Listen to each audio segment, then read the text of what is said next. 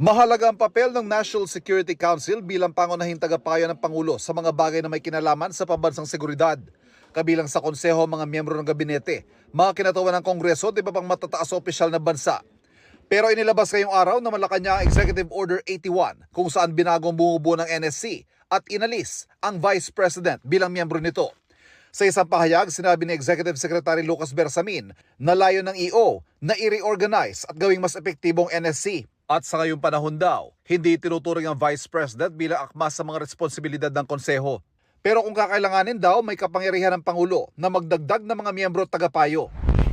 Ang NSC ay binuo noon pang 1950 at base sa pagsusuri ng GMA News Research, ito ang kauna-unahang pagkakataon na tinanggal ang Vice Presidente sa National Security Council.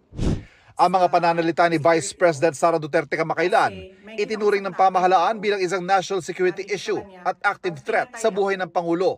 Patayin mo si Bibi. Sara, kung bakit ni minsan hindi siya nakatanggap ng imbitasyon para dumalo sa pulong ng NSC.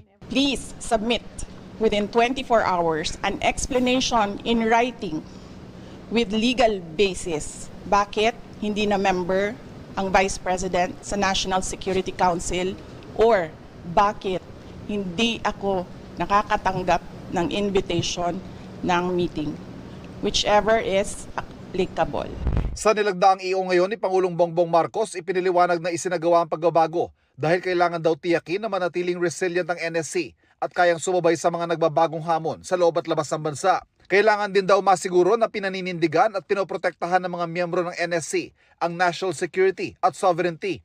Bukod din sa EO, bilang miyembro ng NSC ang mga dating Pangulo ng Pilipinas. May 3 dating Pangulong nabubuhay pa, sina Joseph Estrada, Gloria Macapagal Arroyo at Rodrigo Duterte, ama ni Vice President Sara Duterte at pangunahing kritiko ni Pangulong Marcos. Sinusubukan pa ng GMA Integrated News sa makuhang reaksyon ng Vice Presidente at ng mga dating Pangulo ng bansa.